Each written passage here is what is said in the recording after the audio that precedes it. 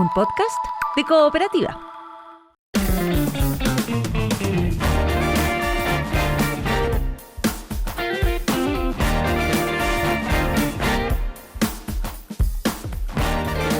Héctor Belis Mesa, como todos los lunes, está con nosotros. ¿Cómo estás, Héctor? Buen día. Buen día, muy bien en Santiago de vuelta. ¿Ya? Voy a tener que quedarme otro tiempo por estos lados. Ya. Pero bien. ¿Y ustedes? Muy bien, Se muy les bien. siente muy bien. Sí. Bien. Fui a Claro, ver a mi papá afuera de Santiago donde viven, así que vengo con las pilas cargadas después de estar con mi papá. Esa fue la foto que vi, ¿o no? Seguramente. ¿Qué fue? Ya. Una foto ahí que Ya, estamos celebrando tomando el Día del desayuno. Padre. Ay. mi papá. Claro. Sí, la vi. Sí. Bonita foto. Sí. Ya, pues vamos con las palabras, Héctor. Tenemos Vamos. varias que están bien interesantes. Por ejemplo, la pregunta que nos hace Marta Bendaño, que quiere saber cuál es el origen de la expresión papa caliente, que incluso se emplea en los medios de comunicación, y nos pone un ejemplo. Para hoy tenemos en el diario de Cooperativa una auténtica papita caliente. Ya, Qué eso buena se dice a veces. esa, O aquí en una nueva sí. mañana tenemos una papita caliente hoy día. Siempre hay papas Sí, calientes pues. en el programa de ustedes. Claro. Sí. ¿Qué es lo que es la papa Mira. caliente? Mira, la papa caliente alude, la expresión papa caliente en realidad, no la papa, alude a un problema grave, comprometedor, difícil de manejar y de complicada solución que le llega a alguien, pero lo importante es que trata de sacárselo de encima y lo traslada a otra persona. Tiraron una papa caliente a tu oficina y uno ve cómo me la saco. Y para entender esta frase, primero hay que hacer una pregunta. ¿Alguien se ha echado una papa muy caliente a la boca? Te Sí, quemáis, que pero todos como- alguna vez. Te quemáis como campeón. Pero horrible, es horrible. Tenéis que Mira, botarla, de hecho, es casi imposible No, aguantarla. y imagínate, estás en la mesa, el espectáculo que das con la papa caliente. Mira, es bien traicionera la papa. La papa recién cocida o asada es tan caliente que resulta imposible sostenerla mucho tiempo, incluso en las manos, y menos llevarla a la boca. Y quien toma inadvertidamente una papa caliente, intenta soltarla o pasarla rápidamente a otra persona, que hará lo mismo y así sucesivamente. Claro. La papa caliente, en lenguaje coloquial, es un problema de aquellos, dice, un cacho, un tete o un fierro caliente al rojo. Pero de ahí viene, de la experiencia de echarse una papa caliente en la boca. Y tengo Es que horrible. decir eso que se dice mucho ahora, hoy traigo hoy día para el programa una papita, es como achicar la papa caliente, ¿no? Claro, es una papa. Es que la palabra, un día tenemos que hablar de la palabra papa. Bueno. Y la palabra papa da para mucho. Además, la historia de la papa es fascinante. Sí. Claro, la papa es nuestra, es americana la papa. Claro. En Perú La hay una variedad de papa, papas impresionantes. el papá. Claro, no, Dependiendo de- claro.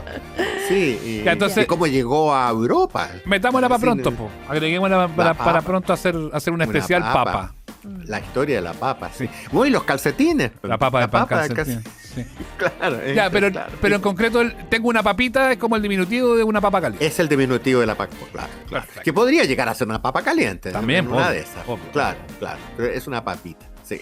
Oye, Héctor, Correcto. este caso fue, bueno, hay la actriz argentina Florencia Sí. Oh, que Peña, Condoro se mandó. ¿eh? sí, en su programa de televisión anunció la muerte del papá de Lionel Messi y no era verdad. Y quedó la grande. No. Quedó la Tema- grande. tema la- nacional. Hasta el presidente opinando. Sí. de todo. ¿Tiene tiempo el presidente Milei? para Opina todo, de todo. opina de todo. Y por supuesto perdió el trabajo ella y parte del equipo también, La porque producción, claro, la producción. Y ella pidió perdón llorando todo y dijo que la noticia la había recibido ahí mientras estaba conduciendo por la cucaracha. Y hasta ahí nomás llegaron los que estaban leyendo la noticia, dice Rosbel Arancibia, ¿no? Son asquerosos los que tienen Claro. rascando cucarachas. ¿Qué diablo es la cucaracha? Pregunta Rosbel. Sí. Claro. A ver. Sí. A ver, partamos por la cucaracha verdadera, que es un insecto corredor oscuro de más o menos 3 centímetros de largo, algo aplanado, que nosotros llamamos barata. Y que creo que tienen una particularidad, podrían sobrevivir a un ataque nuclear. Así dicen. Eso es lo que así dicen. Esa es la cucaracha.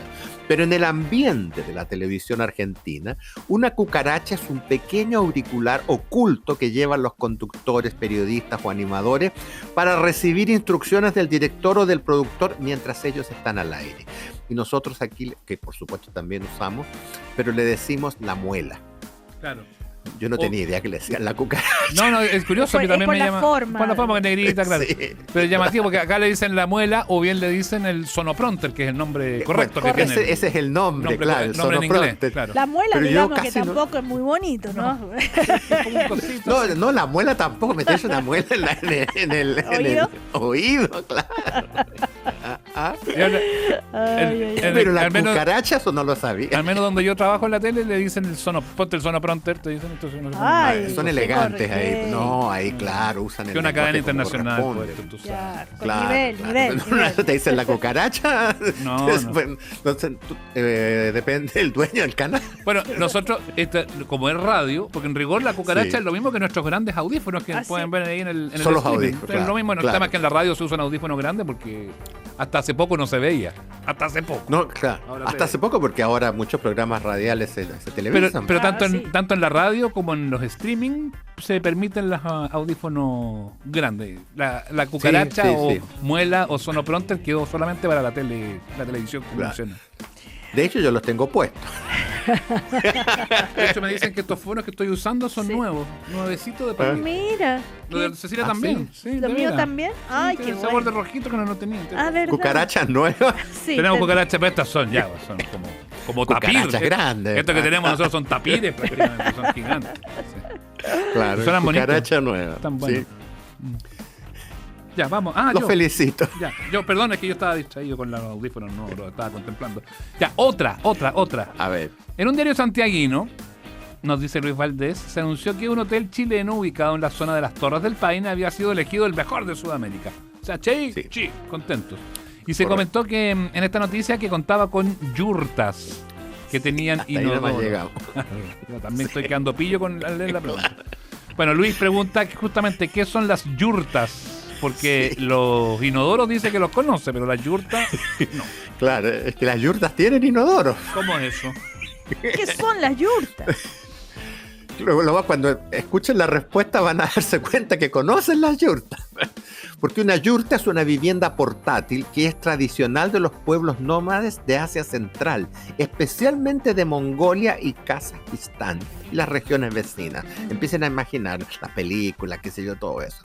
Son de forma circular, con abertura en el techo, con estructuras de madera plegable, fáciles para desmontar, cambiar de sitio, y que se cubren con una tela impermeable que es de lana y fieltro para mantener el calor adentro.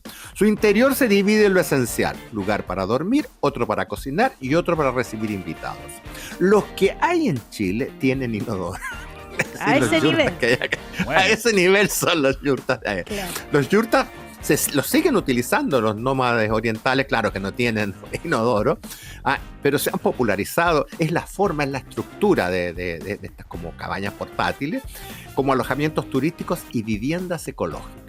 Pero los de acá, los del sur, tienen inodoro. Eso es Bueno, está bueno. claro, son elegantísimos. Sí. Oye, a propósito Arroz de, elegante. sí, a propósito de Sí. elegante y de las Torres del Paine y todo, están los glamping, ¿ah? Claro. Que se usa para aludir a hoteles de mucha categoría, pero Sí, glamping, Sí. ¿qué es? Claro. Consulta Ina Ovalle.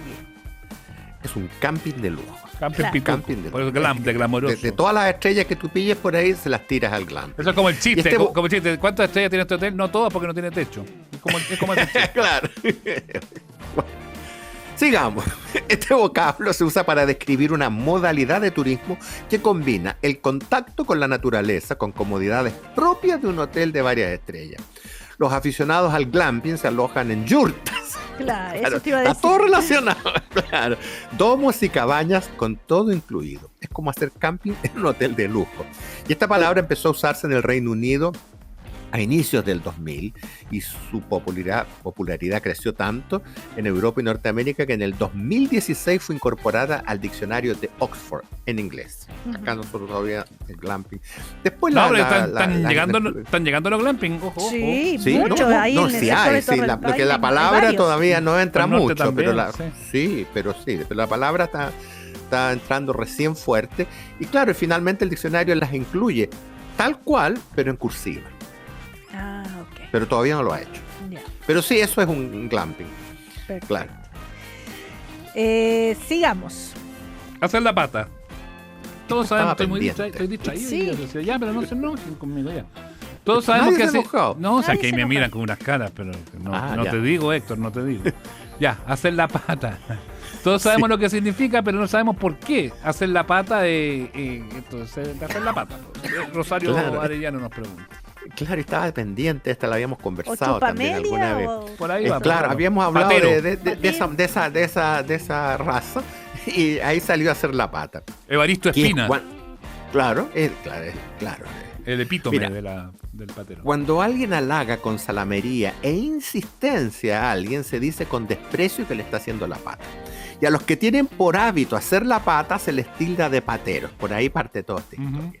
Y esta expresión, que pareciera no tener lógica, según el escritor chileno Joaquín Edwards Bello, un gran escritor y cronista, halla su génesis en el verbo inglés to pat, que nos aclara el panorama al advertirnos que se traduce como halagar o acariciar. Y esta relamida frase, te voy a hacer la pat, que era la original, o te voy a hacer pat, que era una cursilería de años antiguos, pasada de moda y ciútica, que susurraban algunas mujeres a sus amantes cuando eran extranjeros. Le decían, te voy a hacer la pat, te voy a hacer cariño. Y de ahí nació, transformaron pat en pata.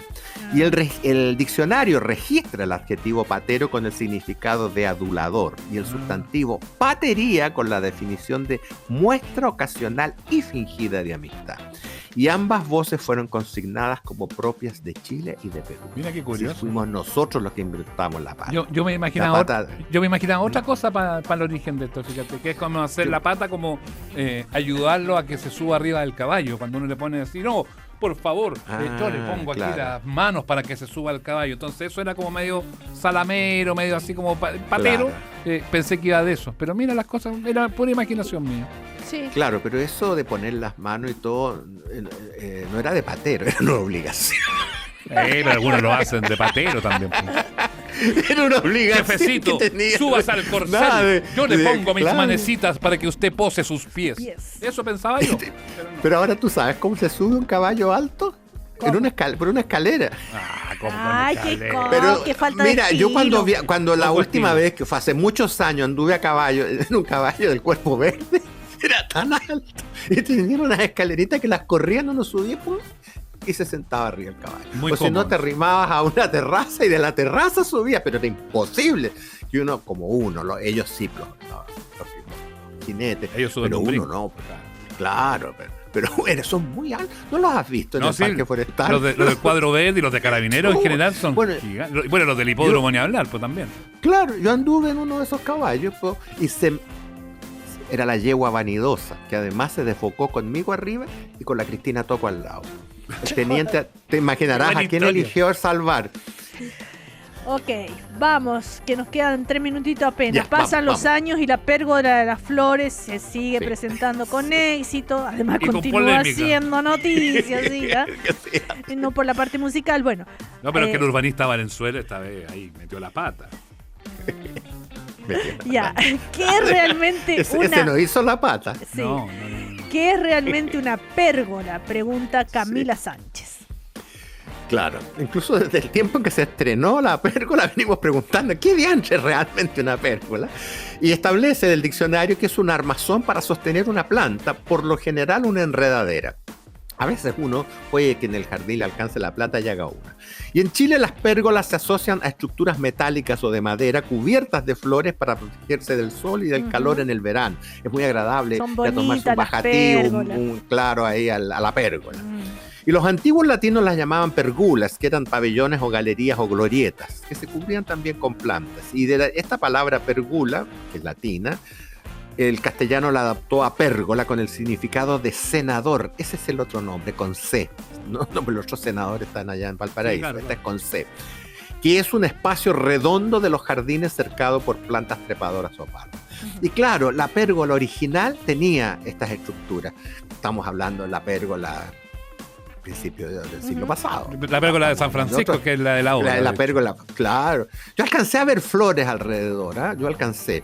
Ya no eran como tan grandes como las originales, pero yo alcancé a ver flores. Pero, yo nací en el 49.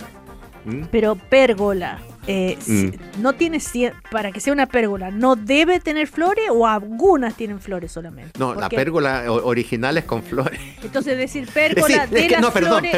Perdón, la pérgola es una estructura. La estructura no. Ah, ya. Claro, pero generalmente tiene flores, sí, es decir, porque las hacen para que crezcan enredaderas, es decir, es el soporte de las enredaderas. Ya, okay. Que tienen flores. No toda la enredadora tiene flores. A propósito de los pateros, cuando alguien así le tira muchas flores a otro, le tira hasta la pérgola. Toda la pérgola completa. Claro, que era la original, la de San Francisco. Eso. Claro. Ya, hoy día todos son muy cambiados. Sí, no, pues de hecho ahí ya no hay flores. Las pérgolas están ahí al ladito de la Vega, ahora están las pérgolas. Claro, sí. Ya, vamos con la última, Héctor, con un tocayo tuyo, Héctor Vergara, que pregunta si incipiente o incipiente, es decir, con C o con S. ¿Cuál es la forma correcta? Las dos formas se pronuncian. Estas palabras son dos palabras, se pronuncian de igual manera, pero es el contexto en que se pronuncian donde se halla su significado. Partamos por incipiente con C. Complicarnos la vida, la RAE. Ya, a ver. Incipiente con C significa que algo empieza a desarrollarse. A la planta está incipiente. Bueno, algo empieza. Pero existe incipiente con S, que también es un adjetivo y quiere decir falto de sabiduría. La incipiencia con C es la falta de juicio, de cordura o sabiduría. Es decir, un incipiente, una persona que no tiene muchas luces, ni menos cultura. Eso es incipiente con S. Como se pronuncian igual, por eso que la respuesta es depende del contexto. El contexto es el que te dice cuál incipiente es la que estás usando. Pero el incipiente que más se usa, que es como de emergencia. Es con C. Es con C, claro. Es incipiente todavía ese trabajo, es incipiente, incluso una enfermedad puede estar comenzando. Claro. Pero la otra es la falta de cultura, es incipiente. Bueno, ahí están las palabras con historia con Héctor Belis Mesa. Muchísimas gracias, Héctor, que tengas una muy buena semana. Un abrazo para ustedes. Y váyanse a una yurta por ahí, a un glamping. Sí, ojalá lo pudiera pagar. El glamping es más caro que... Y lleven la cucaracha. Más caro que cabeza ortopédica el glamping. Sí. Ya. Bueno. Cuidado con las papas calientes. Eso, no vayamos a quemar. Chao, Héctor. Chao. Estás escuchando el podcast de Una Nueva Mañana. Una presentación de cooperativapodcast.cl. Bueno, a propósito del reporte semanal de la campaña de invierno 2026, el Ministerio de Salud dijo que hace 2 o 3 días que la circulación viral sigue en aumento y alcanza un 52%, que es la positividad más alta del 2026. En ese contexto, vamos a conversar con el doctor Guillermo Cepeda, es pediatra broncopulmonar de la Clínica Universidad de Chile Quilín, subdirector de la Escuela de Medicina de la Casa de Bello, de la Universidad de Chile, y él acaba de presentar un manual, el Manual de Enfermedades Respiratorias Pediátricas, o sea, más allá incluso de todos los virus que pueden estar circulando ahora. ¿Cómo estás, Guillermo? Buen día. Hola, buenos días, Cecilia, gusto saludarte. Gracias, doctor, por estar con nosotros esta mañana. Gracias por estar con nosotros. Oiga, está dentro de lo previsible el aumento de las enfermedades respiratorias, en particular la influenza en este momento. De hecho, coincide con fue una buena proyección porque coincide con las vacaciones invernales de los estudiantes en los colegios en particular. Sí, de verdad. Se esperaba de alguna manera que la proyección de virus respiratorios fuera bien alta en esta temporada y tal como dice, en el fondo se proyectó bastante bien, se planificó bastante bien que la salida de gran parte de los estudiantes de liceo y de colegio fuera justamente en esta temporada, previendo en el fondo que podría existir este aumento de los virus respiratorios. ¿Ya? Efectivamente hemos tenido un alza de influenza A y de influenza B, la verdad las cosas, sumado también al otro tipo de virus que es muy prevalente en esta época del año, que es el rinovirus, que es el que produce los resfríos. Así que de alguna manera esos 3 virus explican gran parte en el fondo de las enfermedades que hay actualmente de tipo respiratorio. A propósito de enfermedades respiratorias y de este manual, ¿no es cierto?, hablan de medicina respiratoria desde la etapa neonatal hasta la adolescencia, ¿cierto? ¿Cuáles son las enfermedades más frecuentes en las distintas etapas de los niños, niñas y adolescentes, doctor? Bueno, tal como usted dice, en el fondo, este manual habla justamente de que sirve tanto para usar para docencia de pregrado como para posgrado, como también de la educación continua de los médicos. Habla de esta transversalidad en el fondo que sucede desde que un niño nace, pasa por el periodo preescolar, escolar, adolescente, ¿ya? Parte de la etapa de recién nacido, en los cuales los niños pueden tener enfermedades tipo displasia broncopulmonar, tener malformaciones pulmonares. Sigue con la etapa ya del periodo lactante menor, en que los niños pueden tener estas enfermedades que se llama bronquiolitis o bronquitis obstructiva. Después sigue la etapa de preescolar y escolar, ya cuando uno eventualmente puede diagnosticar enfermedades como asma, fibrosis quística, en fin, ¿ya? Tiene un misceláneo bien interesante, la verdad, las cosas, que abarca prácticamente todo el espectro de las posibilidades. Y en los más chicos, doctor, bueno, la que era muy prevalente, el ciencial, que convengamos Así que es. los cambios que ha habido, la evolución, y sobre todo acá en Chile, casi como nación piloto, ha sido un éxito brutal, y eso ayuda a que haya una congestión menor también en los centros de salud, y eso también es súper positivo, la consecuencia que tiene, más allá de que los niños no se enferman de eso, o se enferman mucho menos de eso, tiene una consecuencia sobre la operatividad de la red de salud del país que es bien buena. No, absolutamente. O sea, estrategias como esta, bueno, tienen muchas cosas interesantes. Primero, saber que fuimos el primer país del hemisferio sur que implementó esta estrategia del Nirsevimab, y el 5º a nivel mundial. La verdad que para nosotros como país tenemos que sentirnos orgullosos de un tipo de salud pública como esta. Hay que recordar cómo eran los inviernos hace 3, 4, 5 años atrás. Sin camas. Que había un colapso había un colapso a nivel general, a nivel de la medicina ambulatoria, de los servicios de urgencia, a nivel hospitalario. No había camas donde hospitalizar a los niños, lo cual era prácticamente una tragedia, ¿ya? Sin embargo, debido a esta gran iniciativa, esta gran estrategia de salud pública, logra de todas maneras disminuir el impacto tanto a nivel de las hospitalizaciones, que es lo que más uno en el fondo teme, generar un colapso a nivel de los servicios hospitalarios, pero también de los servicios de urgencia. Ya todo eso se ve reflejado en las cifras actuales. En los 2 últimos años, de hecho, gracias a este tipo de estrategias no se tienen que lamentar fallecidos por bronquiolitis, por virus respiratorio sincicial, lo cual es una tremenda noticia. ¿Pero igual se estresa la red o no tanto tampoco?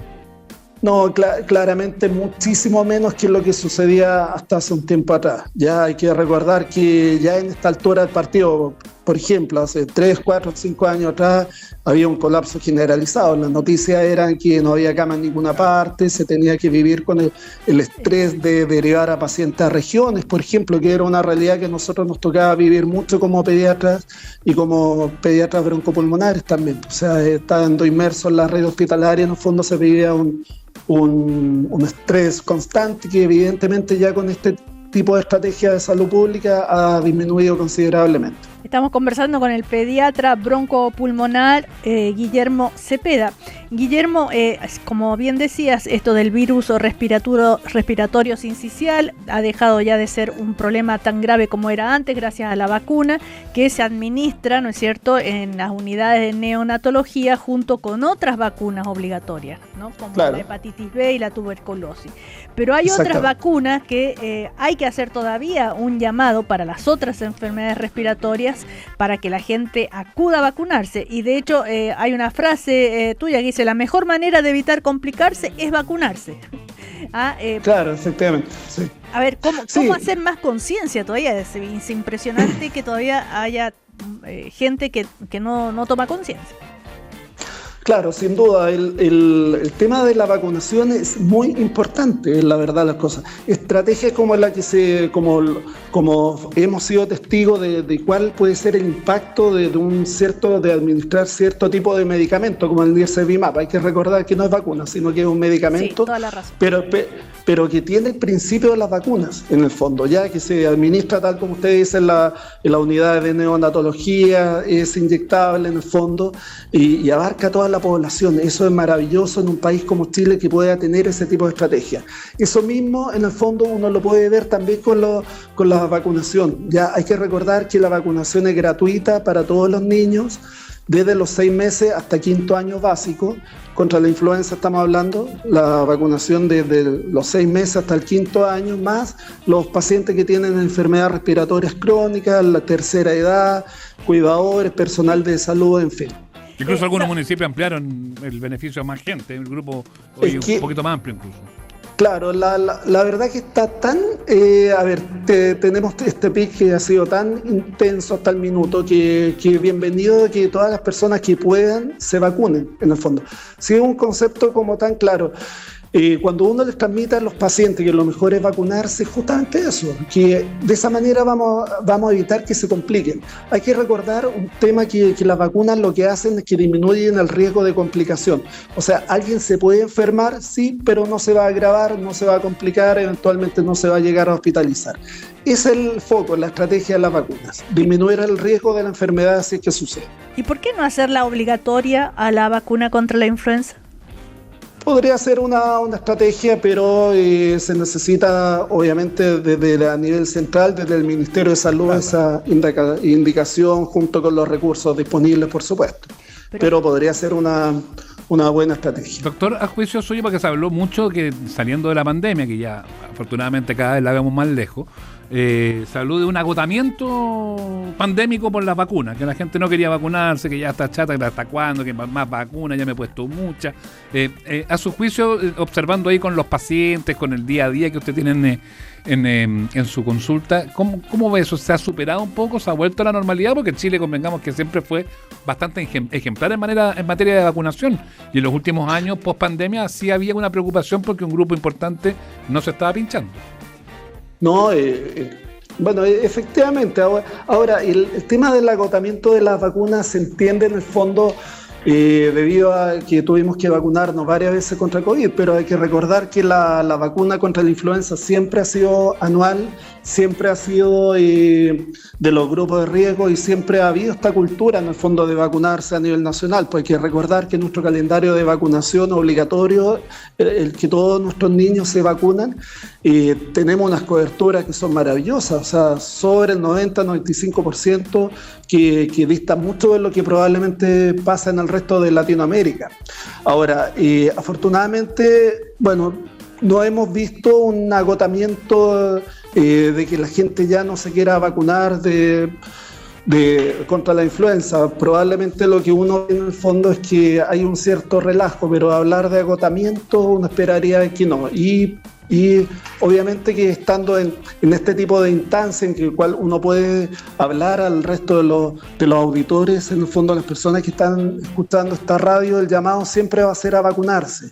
Siempre, el que pueda tener la instancia, el que tenga indicación de vacuna, bienvenido, que se tiene que vacunar, y evidentemente el que lo quiera hacer también.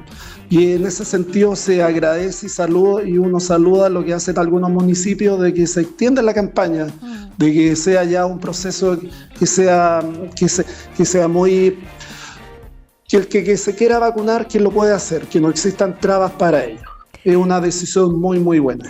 Ahora, doctor, hay recomendaciones que son que las llevábamos, que las hacíamos y le hacíamos caso durante la época del COVID, pero que son válidas para esta etapa y esta época con la influenza, ¿no? Que es lavarse las manos, claro, y todo lo demás, ¿verdad? No, claro, en la época donde la pandemia de COVID estuvo mucho más alta, más en boga, la verdad que las campañas surtieron efecto de alguna manera, se incorporó en la cultura, en el fondo, en la sociedad chilena, este concepto de lavarse la mano frecuentemente, ventilar la habitación, usar mascarilla, la gente enferma, por ejemplo, evitar las aglomeraciones de gente en espacios cerrados. Si uno sabe que hay alguna persona que está enferma, evitar esas visitas, no fumar, evitar los vapeadores para evitar la contaminación intradomiciliaria. Todas esas medidas en el fondo son muy costo efectivas. Cuesta muy poco implementarlas y los efectos que uno lo ve en los pacientes, lo ve en las personas. Y este tipo de virus que hay ahora, que de la influenza, rinovirus, como conversábamos hace un rato atrás, y todo el resto de los virus también que son de este tipo estacional, todos son susceptibles a tener un buen manejo ambiental con ese tipo de medidas. Así que se agradece y se saluda estas posibilidades que uno tiene de evitar contagio. No siempre hay licencias disponibles para este tipo de enfermedades, son muy cortitas, a veces no las pagan, en fin, hay Claro. Hay harto cuento con eso y la gente va a la pega igual porque se no puede dejar de ir a la pega y van y terminan contagiando a toda la oficina, a toda la pega y a los niños. Sí ha habido un aumento, y el otro día lo comentábamos acá con Rodrigo, nuestro compañero que estaba enfermo, que andaba con la mascarilla. Sí aprendimos a usar la mascarilla. Eso yo creo que también es re importante, ¿no? No, claramente importante. Acá claramente la persona que no, por distintas razones, no se puede quedar en casa porque está enferma, que tiene que ir a trabajar o tiene que ir a estudiar, ahí la invitación a que use mascarilla justamente para evitar que el resto se enferme. Recién hablábamos al comienzo, ¿no? De la influenza, ¿no es cierto? También el rinovirus. Y he conocido varias personas que le dicen, no, lo que tú tienes en realidad es neumonía. ¿Cómo se llega a eso? Diagnosticada así con neumonía. No, la neumonía es algo distinto en el fondo, es un proceso diferente que lo diagnostica un médico, que se puede hacer en base a los síntomas, en base al cuadro clínico, eventualmente una radiografía, pero es un proceso distinto, complejo de lo que estamos conversando. Hay que recordar que los síntomas, por ejemplo, de un resfrío difieren a su vez de un cuadro tipo de influenza, que es la gripe, ¿cierto? El resfrío es un cuadro un poquito más larvado, de los síntomas no son tan intensos, la fiebre puede ser habitualmente baja, congestión nasal, algo de tos. A diferencia de la influenza, de la enfermedad tipo influenza, que ahí claramente hay fiebre alta. Puede perfectamente una persona tener 39,5, 40 grados de fiebre, mucho dolor corporal, mucha tos en el fondo y un compromiso del estado general que puede llegar incluso hasta no tener ánimo de absolutamente nada. Son muy distintos. Claro, ¿ya? pero le pregunto la neumonía porque a veces comienza como la gente dice, no, yo estoy resfriado, ¿no? Y todos, se dejan estar, claro. Y se dejan estar y terminan algo así, ¿no? Claro, versus la neumonía como me estaba refiriendo, versus la neumonía, que ahí el cuadro es distinto. Ahí eventualmente las personas, si son niños, por ejemplo, especialmente lactantes, pueden empezar con dificultad respiratoria, hundimiento de costillas, respiración agitada, por ejemplo, y claramente dejan de alimentarse, ¿ya? En la coloración azulada de labios y manos, que de los extremos distales de los dedos, que son mucho más graves, por supuesto. Y también en el periodo de la tercera edad, donde ahí, aparte de estos síntomas, se puede eventualmente sumar compromiso de conciencia, se puede sumar también un cierto grado de somnolencia, los pacientes pueden llegar a expectorar expectoración verde asociada incluso con sangre también, ¿ya? Son diferentes elementos, va dependiendo de la edad del paciente que uno va ajustando un eventual diagnóstico de neumonía. Oiga, doctor, la tos. Yo me acuerdo la tos, y esto es la percepción de uno, que usted es el experto, usted es el que nos va a tener que decir qué pasa. 8 o una semana, 10 días ya se le quitaba la tos. Ahora de repente, hasta un mes de repente de tos continua, constante, pese a que está uno con los medicamentos que le da el médico. ¿Cambió en algo en eso? ¿Por qué hoy es tan resistente la tos a quitarse?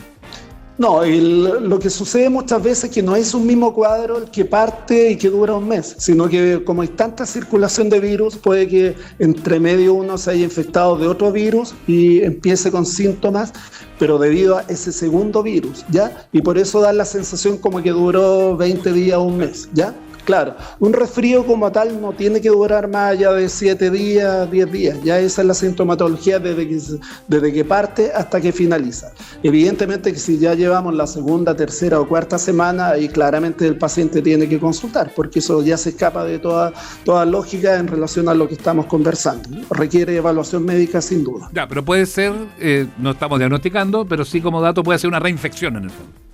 Puede ser una reinfección, puede ser una coinfección, puede ser una complicación. O sea, claramente ahí requiere la evaluación médica para hacer un buen diagnóstico.